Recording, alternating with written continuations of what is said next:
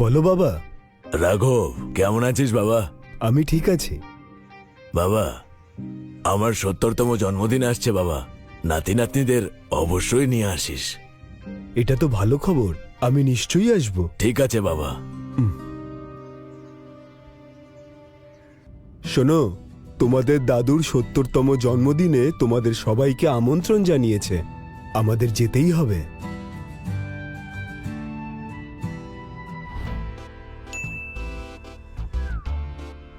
এক minute.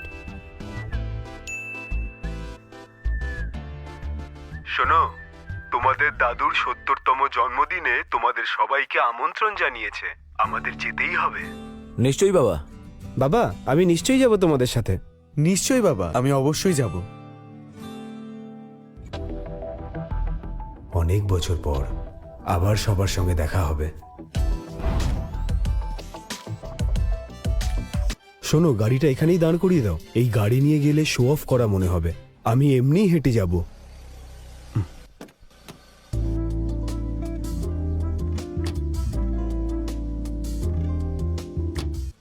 Sir, আপনার বাবার খুব পছন্দের জিনিসগুলো খুঁজে খুঁজে এই বাক্সে রেখেছেন। বাক্সটা খুব ভারী। আমি কি এটা নিয়ে যাব? না থাক, গিফটটা একটা নর্মাল ব্যাগে দিয়ে দাও, আমি নিজেই নিয়ে যাব। Okay sir.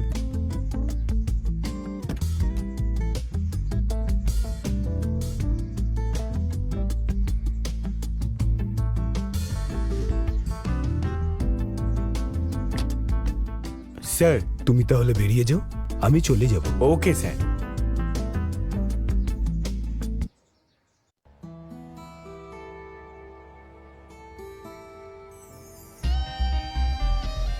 স্নেহা, মনে হয় মেয়েরা এসে গেছে। হাই।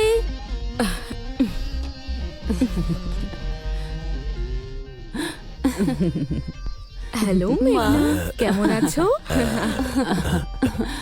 কেমন আছো? আমি ভালো আছি। ঠিক আছে। প্রণাম। আঙ্কেল, আঙ্কেল, আপনার জন্য এই ওয়াইনটা এনেছি।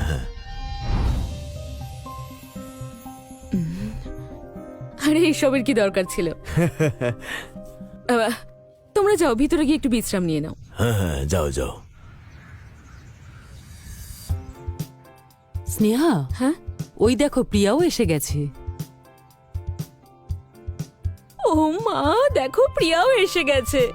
তুমি জানো ওর স্বামী শহরের সবচেয়ে বড় সিইও, ভাবতে পারছো? হাই মা। ও, তোমরা এসে গেছো? বাহ বাহ বাহ, খুব হ্যাপি ভালো। বার্থডে বাবা। নমস্কার বাবা। ঠিক আছে ঠিক আছে, মাকে নমস্কার করো। মা। তারপরে বলো বাবা হ্যাপি বার্থডে বাবা। থ্যাংক ইউ বাবা। বাবা, আমেরিকার মোস্ট কস্টলি ওয়াইন এনেছি আমি তোমার জন্য। তাই নাকি? বাবা, আমরা খুব খুশি হয়েছি বাবা।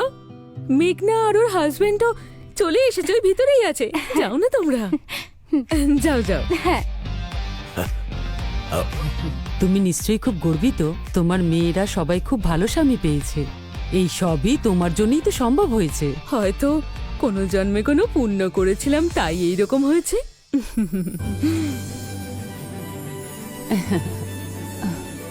স্নেহা, ওই দেখো তোমার বড় ছেলেও এসে গেছে। আচ্ছা, ও এতদিন কোথায় ছিল বলো তো? আমি তো ভেবেছিলাম আরো আসবেই না। কে জানে এখানে ওকে কে ডেকেছে।